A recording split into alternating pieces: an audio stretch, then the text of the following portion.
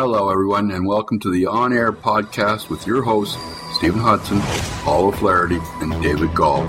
The On Air podcast is the official podcast for Geek Dimensions and everyone living a geek's life.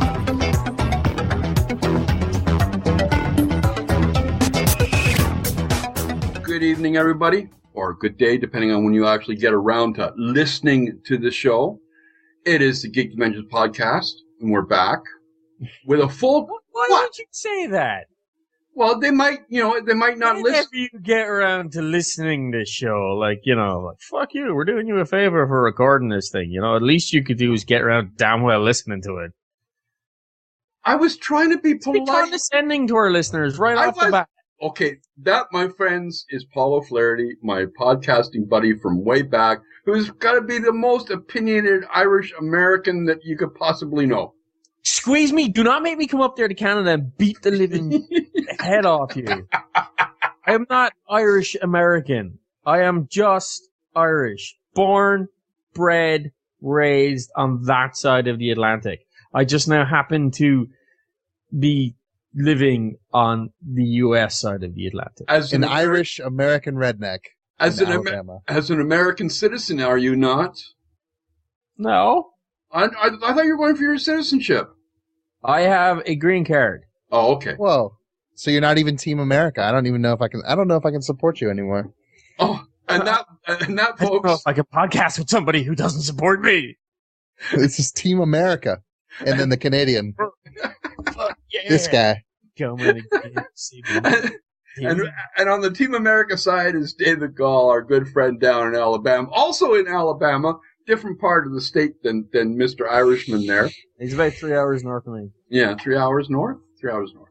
Anyway, we're back, all of us, for another great show. And we're just three geeks who like to sit around and talk about some of the cool things we run across, some of the things that might get our goat, some of the things that might make us a little ticked off. Sort of like this statement from Verizon Wireless about the fact that they told the FCC chairman, Tom Wheeler, that the policy of throttling unlimited data users on congested cell sites is perfectly legal and necessary to give heavy data users an incentive to stop using their phones so much. No, it's not. It's an opportunity to get more money. That's all it is. Okay, if you sold somebody an unlimited plan, fucking deal with it. They would have to be using a hell of a lot of data. I don't see how it could be and a lot of bandwidth to actually cause some slowdown for people who are just using a couple hundred megs a month. It's pretty ridiculous. Here's the thing, right? I've had Verizon phones, I've had AT&T phones, I've had the whole bloody lot, right? Not one of them can keep a connection long enough for me to do any damage on their network, no matter how much data I was trying to use.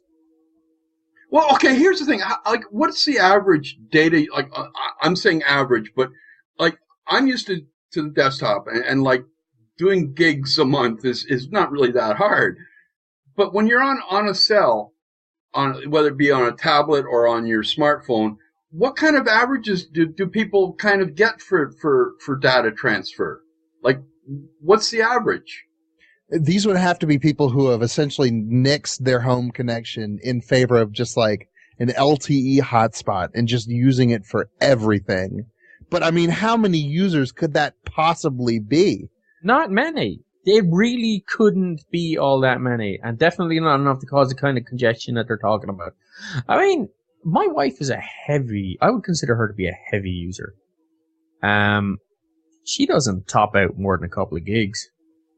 And that's over 30 days. Yeah, and I'm an incredibly heavy broadband user, or mobile user, but you know what? I offload half my shit to Wi-Fi, so... Yeah, same here. Doesn't count. Exactly. Like, when I'm in the house, my phone is connected to the Wi-Fi. My tablet never leaves the house, basically, so it's always through the Wi-Fi. Dude, same when I go to a client's office. My phone just connects to their Wi-Fi and offloads there. Same with my tablet. I mean... Unless you're the kind of person that is doing what the Gall said there, which is that, you are using this exclusively as your main internet connection and probably on BitTorrent 24/7, there's no way you can be doing the kind of damage that they're talking about. But even if there was, right, you're probably talking about having maybe one possible user per cell tower that's going to be that kind of ridiculously heavy-handed. If even, because they're talking about throttling only high or highly congested towers. So I'm picturing a bigger city where you've got a handful of people doing this that I suppose could potentially be causing a slowdown, but it's so unlikely. No, I think it's just an excuse to charge anybody. Look, they need excuses to charge people for data. Data is their cash cow, okay? Yeah. It's not calls, it's nothing else, it's data. They're getting you every which way they can. You're basically double paying for your data. I mean, I still don't understand why in 2014 people still haven't copped on to the fact that voice and data are exactly the same fucking thing. Because your voice is turned into bits and bytes and shoved over the network that way. Hint, folks, when they say digital, it means it's going as data. Like your digital phone. Analog. Anywhere. No. And even your TV now is all digital. So it's all internet packets. It's all one data stream that's then filtered out once it reaches your home. And you're getting triple dipped. Yeah, so they're looking for as many ways as possible to charge you for the same data, and unfortunately, people are too naive to see that. They want caps because caps mean more money from the people who are using more data. And typically, the people who are using more data are probably going to be the people who actually have more money to spend. Because, they're going to have more connected devices. They're going to have, they're going to be on the go. They're going to be out more. They're not going to be people who are at home connected to their Wi-Fi or whatever. So they're going to be out there. They're going to be spending money, which kind of leads to that reasonably logical conclusion that they have more money to spend. Therefore, let's get more money out of them. I can't figure out how in 2014, the simple act of having a communications device takes up such a ridiculous amount of money for the average household. Communication should not cost that much. With the move to more and more cellular, more and more mobile devices, we're just going to see that get worse and worse. At this point in the game, given how much data people need, how they market these phones, you listen to any of these ads, it's, you get your data that's going to be great for streaming and great for calling mom and great for watching videos and great for listening to music.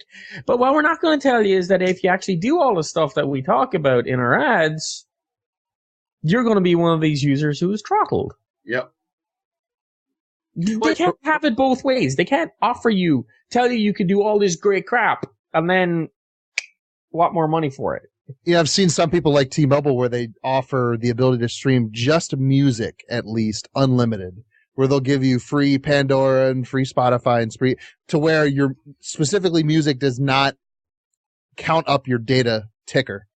Mm-hmm. And so I think they're trying to probably sell this in different ways because people, I think, are wising up to the actual cost of data. Well, another way there might... that itself, the cost per bit for data here, per byte, is retarded in comparison to pretty much everywhere else on the planet.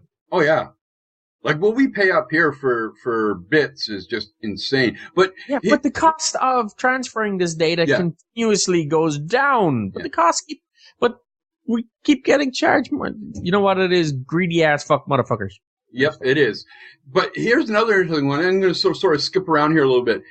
Tablets. While we're talking about devices and connections, tablets were supposed to be the replacement. They were supposed to be the next hot thing. Everybody's going to ditch their desktops and live with their tablets and their smartphones.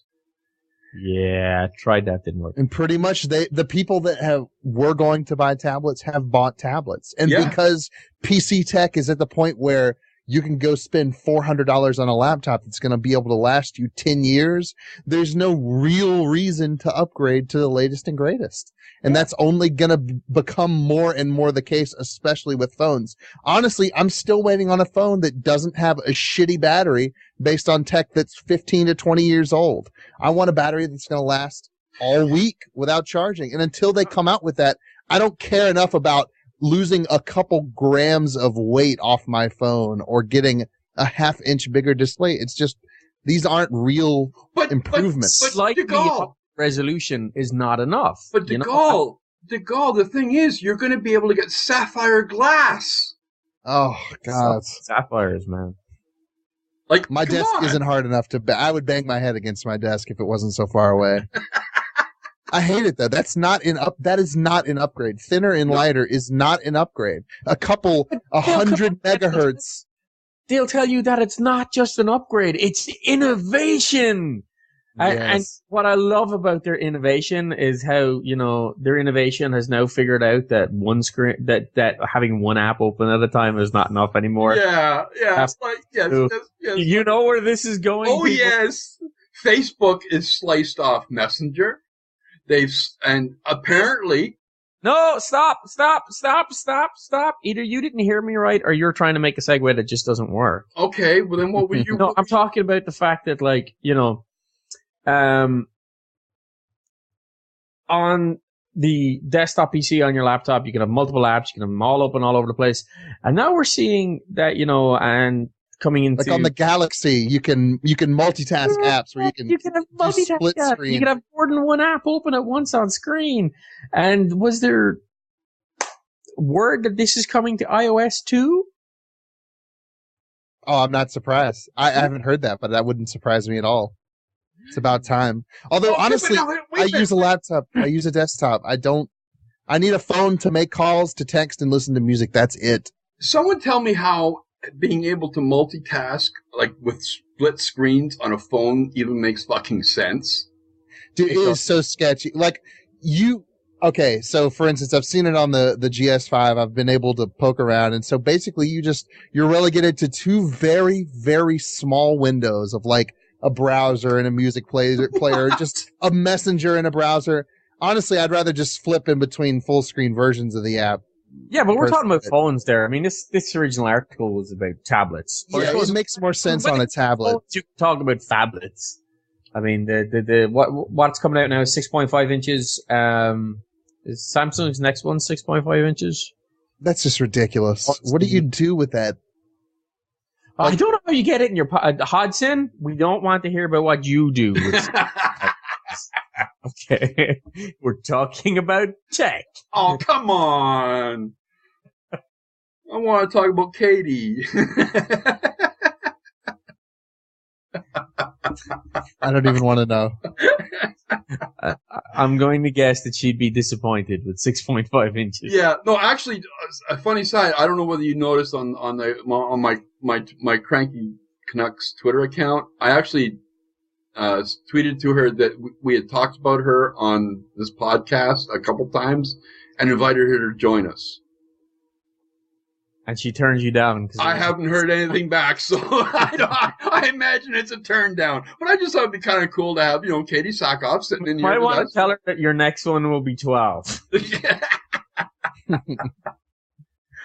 But okay, so what you're saying is that okay on a tablet, the idea of multitasking can kind of make sense. I mean, look at the Surface, man.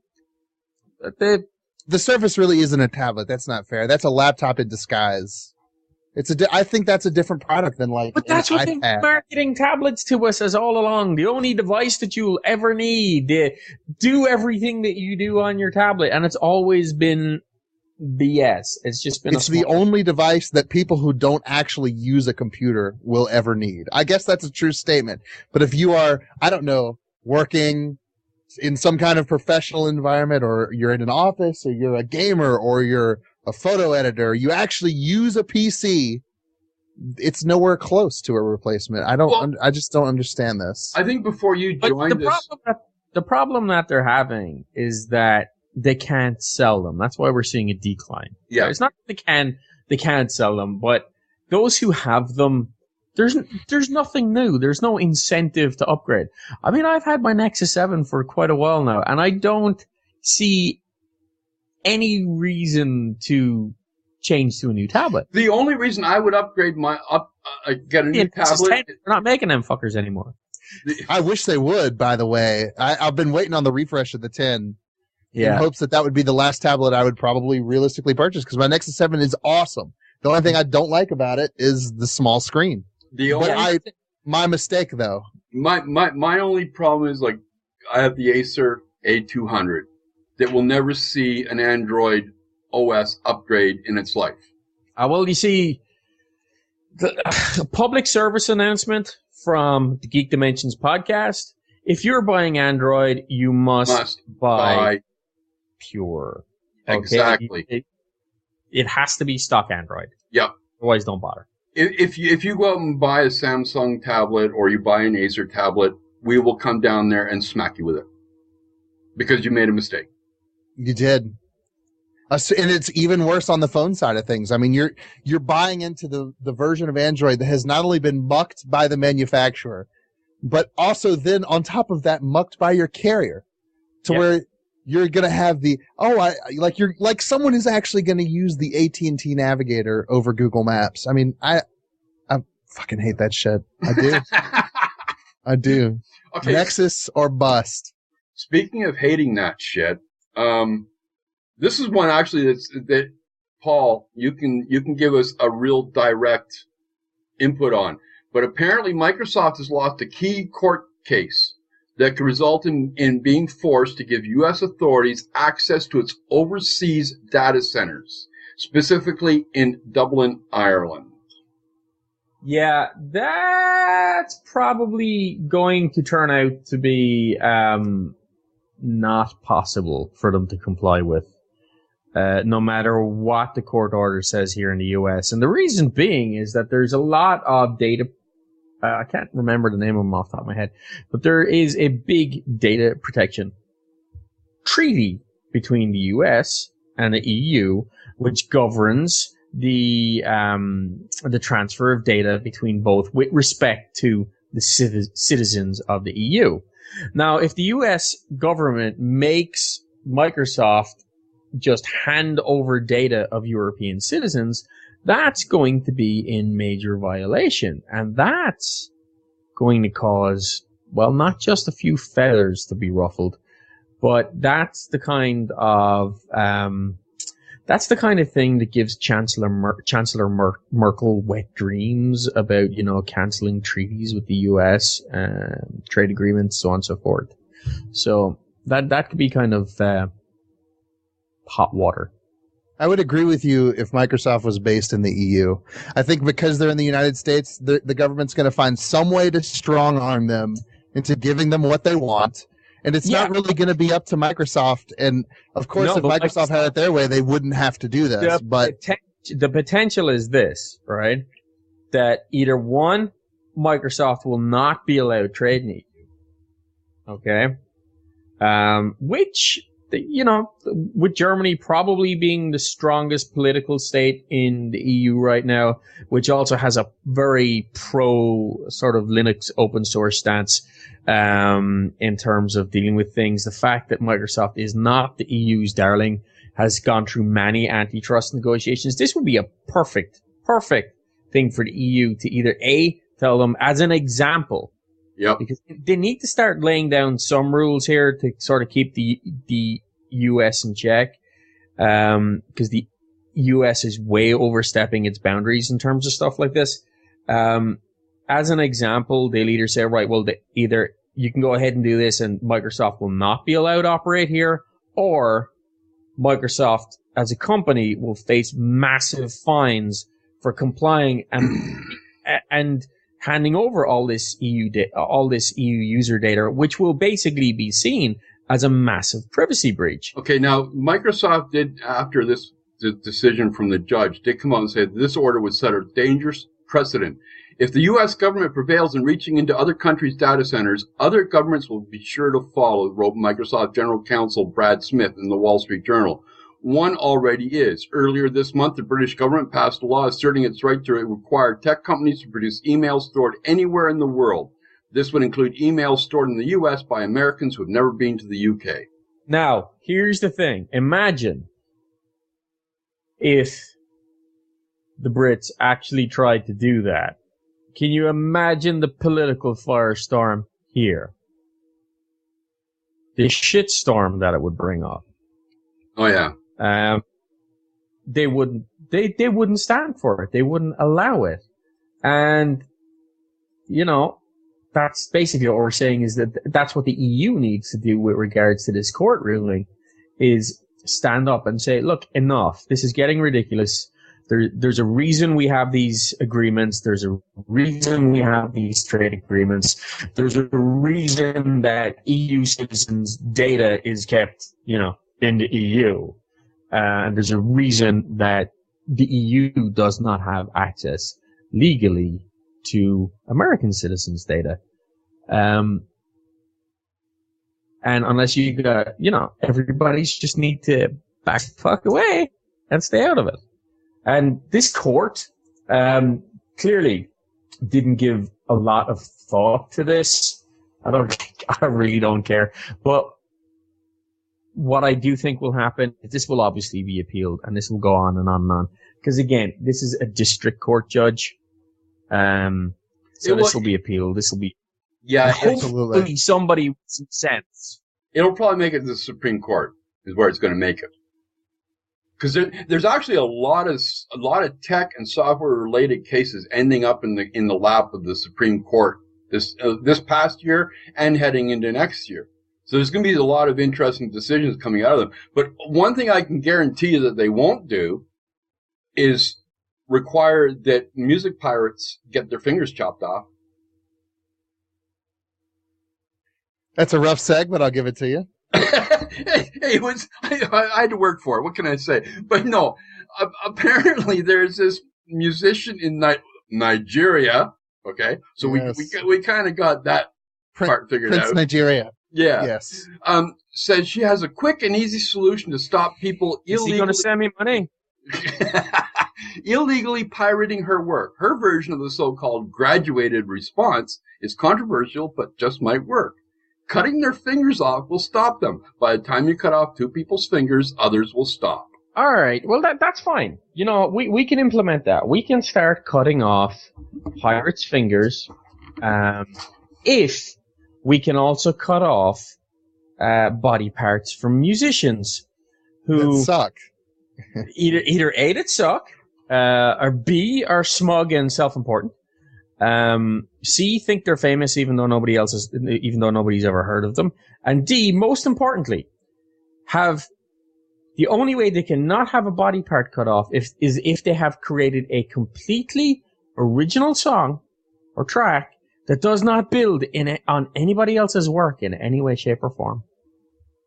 It's ridiculous. The music that I listen to, a lot of it is live stuff where the bands don't give a flying shit if you download a record, because they make all of their money, the vast majority of their money, from touring and actually not being a shitty band, because they play live and pack out and sell out every single show that they play. So they don't give a shit if you tape a show, if you download a show, if you steal a show from wherever. They don't care, because they know that at some point you're probably going to make your way to a live concert, because their live concerts kick ass. And the same thing applies. Like I listen to a lot of EDM, techno, and stuff like that, and it's all mix.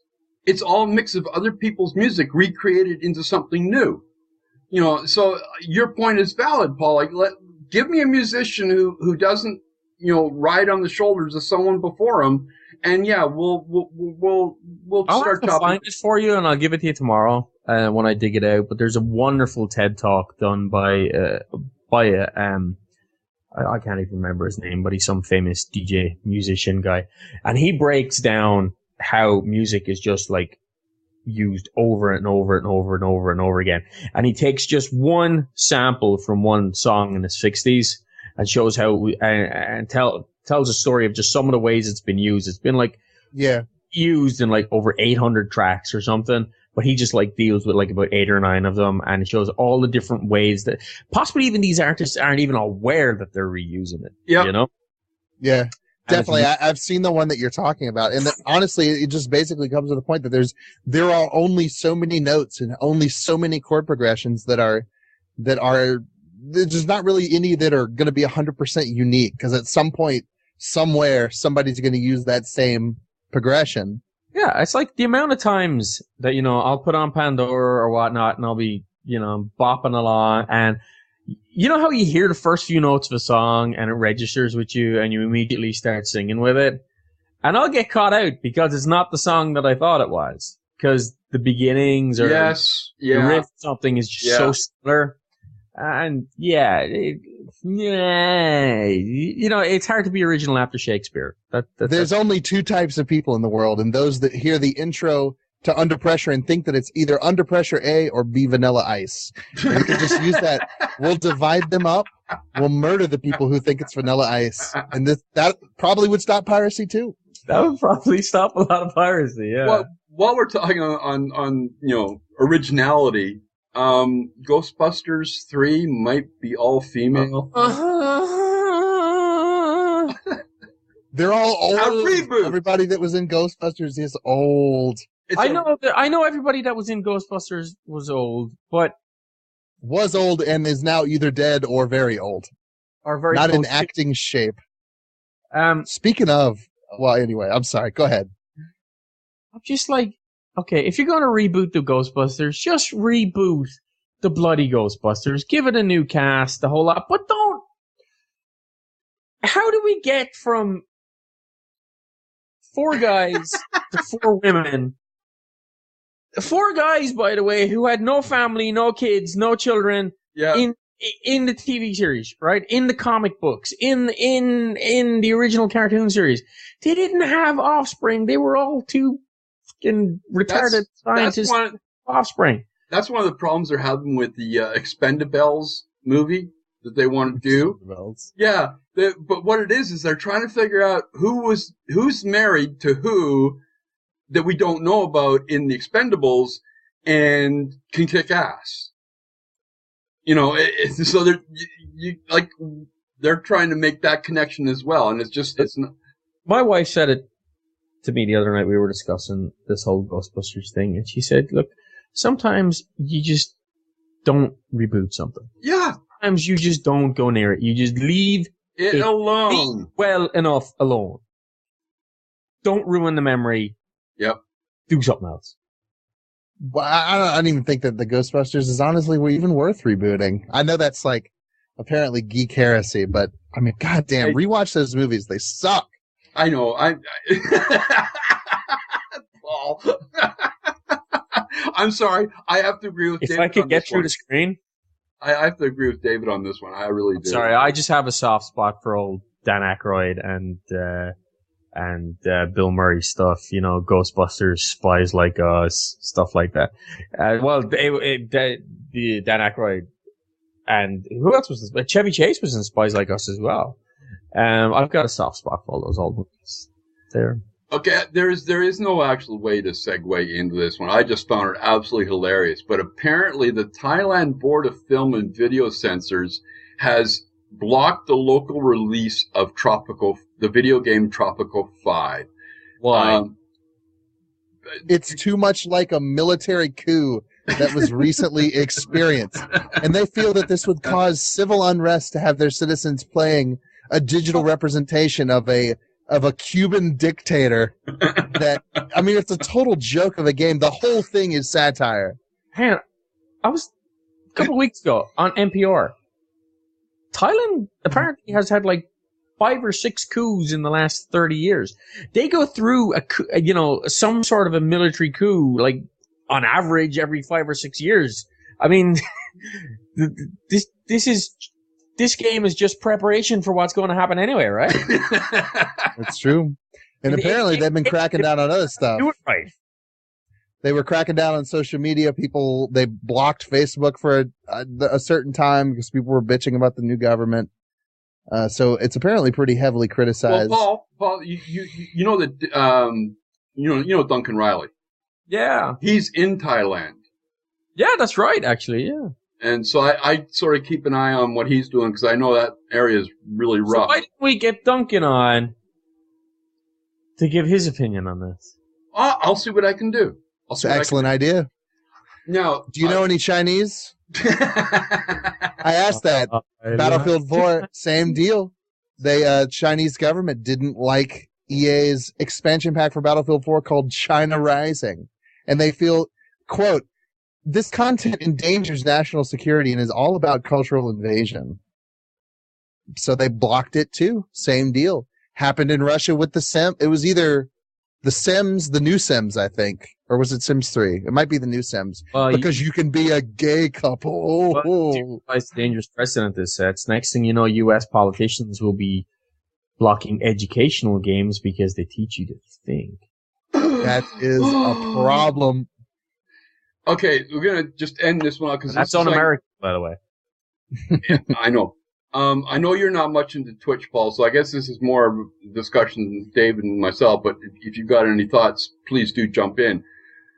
Rumor has been for the past little while, as David well knows, that Google, through YouTube, is buying or supposedly buying Twitch.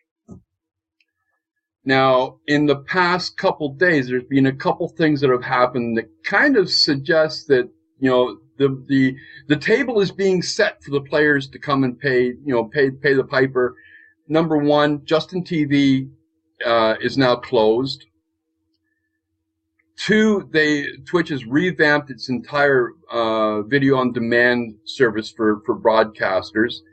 And then also today they announced the partnership with Audible Magic, I believe it's called, for being able to go through the past broadcast and flag any copyright infringing material. Automatically. Yes. Done. And as a matter of fact, I know Dizzy was checking the moment that hit. Within 10 minutes, he had at least one streamer's past broadcast that had already been hit. Yeah.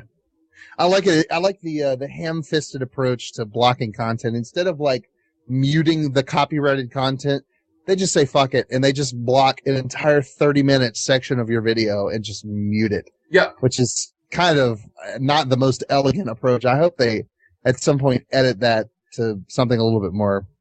Now, both you and I have talked about this before, David, and the fact that, you know, if done right, YouTube owning Twitch could be a good thing for the service.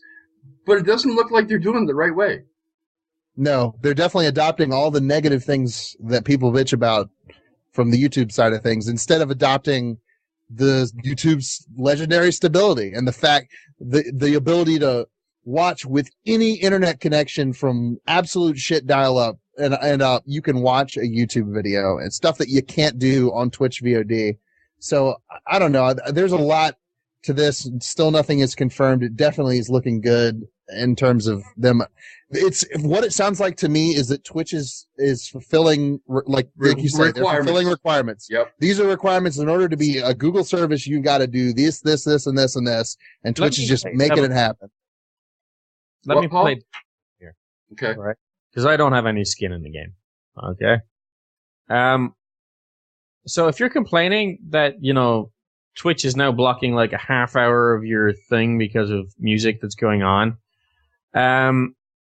isn't that the fault of the broadcaster for using copyrighted music? The problem is, though, it's being automatically tagged even for video games, or rather music that's in the video game. So it's not just them playing a Soundgarden song. I mean, it's actually flagging content that's in the games that they're streaming. That's now, kind of the rub. One of the rubs. To be clear, this is not affecting the live stream broadcasting. This is not yet, but this is only affecting past broadcasts that are saved by Twitch for the broadcast for the streamers. Okay, and also the highlights. It's also hitting the highlights too. So, which apparently no one really watches anyway. No, it's the other way around. Nobody watches the past broadcast, but they have a very large percentage of people watching the highlights. Yes. Okay? Yes. Nobody watches the past broadcast. Who gives a shit?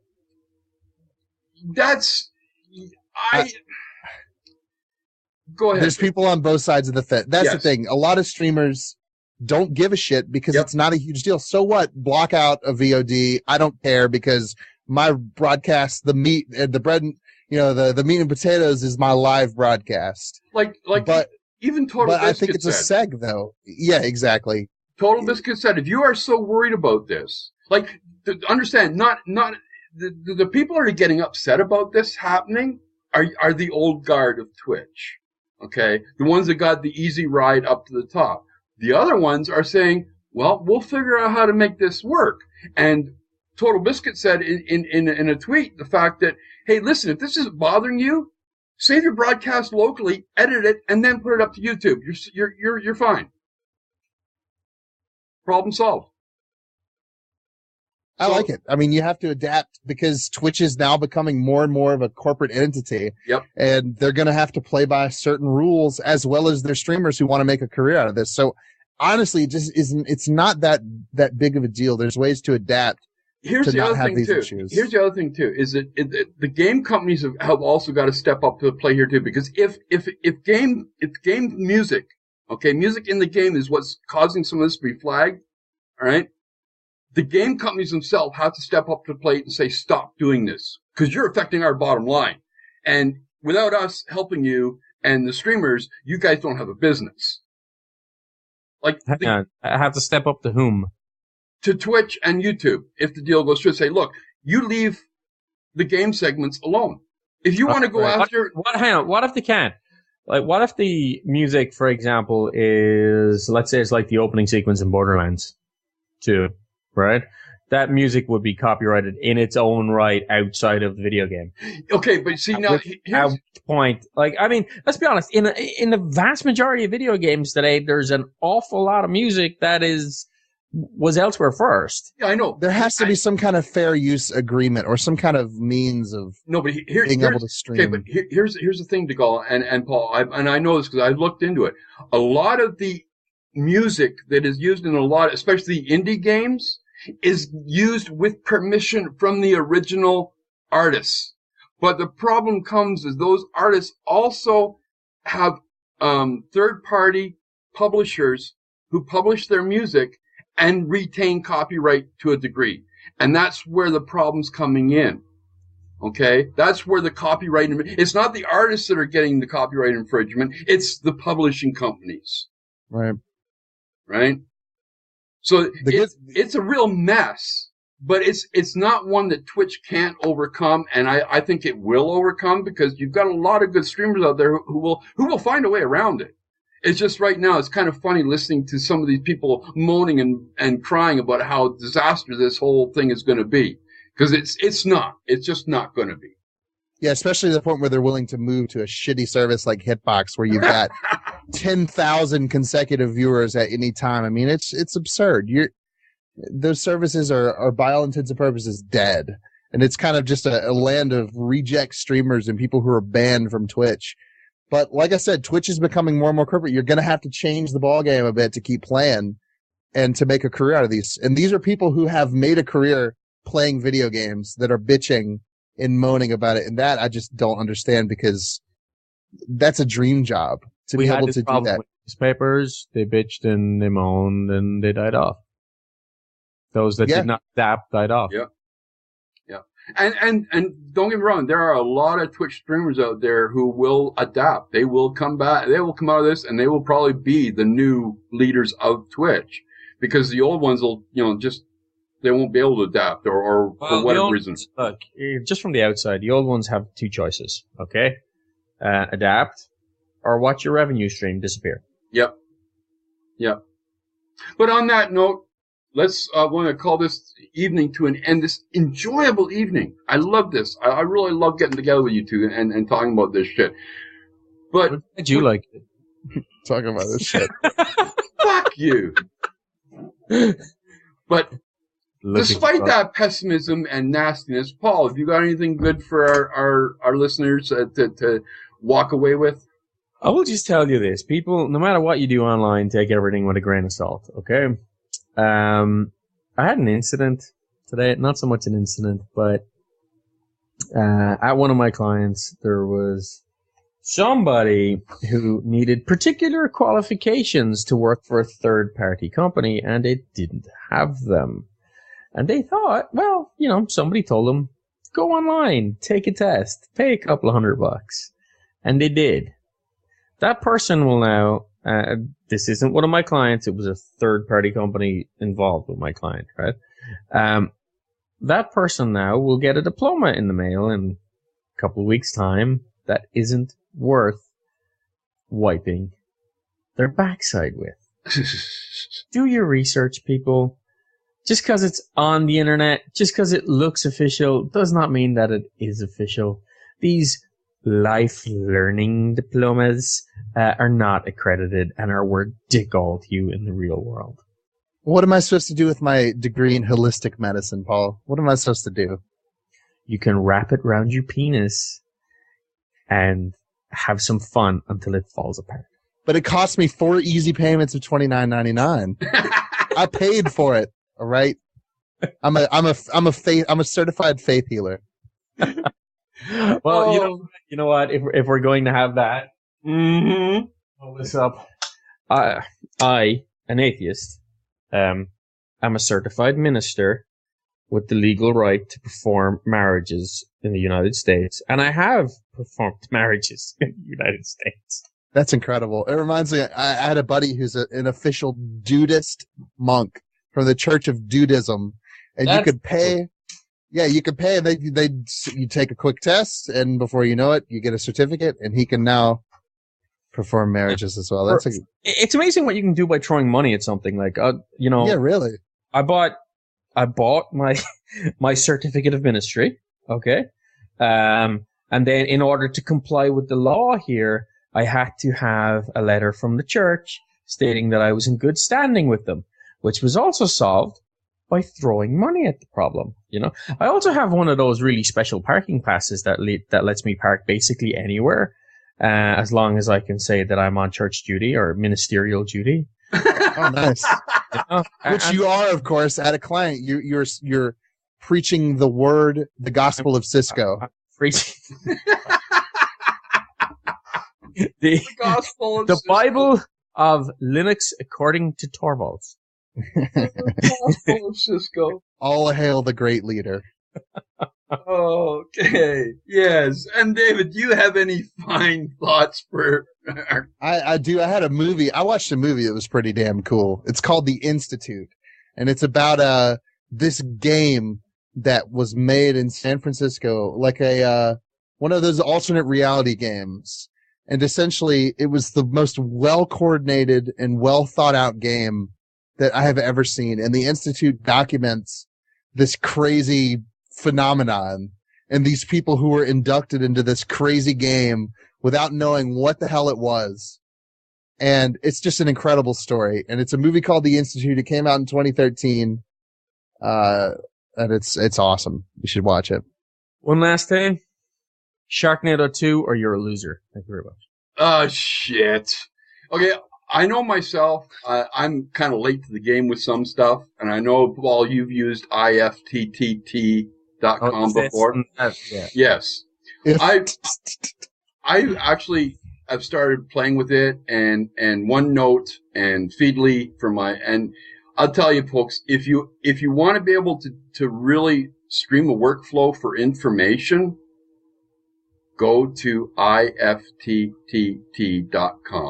Get yourself a couple recipes, hook up your different, Pocket or Note or get their Android client. Yeah, and their Android client. It's got to be one of the best services out there. If you are involved in information services at all. I'm still trying to figure out how they're going to monetize that shit. I don't know how they're going to, and really, I don't care. Right now, it works. Who care when they can't pay the bill? But your workflow goes bye-bye. Yeah, I know. But there'll be something else to come along. But anyway, that, folks, is this week Geek Dimensions podcast. And I thank you very much for joining us. I hope you had a good time. And we will be back next week with another episode. But in the meantime, remember the most important rule of life. Live like a geek. Anything more than 2 shakes is pleasure. David? I have nothing. I can't top that. Goodbye, folks. You have been listening to the Geek Dimensions On-Air podcast with Stephen Hodson, Paul O'Flaherty, and David Gall. You can send any feedback about this or any of our other episodes to feedback@geekdimensions.com or by leaving a comment on the post. You can also find us on Facebook, Twitter, and Google Plus as Geek Dimensions. If you want to subscribe to the show, you can find it on iTunes, Stitcher, Blueberry, and podcastpedia.org, or you can use our RSS feed for the show. The music used in the show is Metro by Sleek Thief. The On-Air podcast is the official podcast of Geek Dimensions and everyone living a geek's life.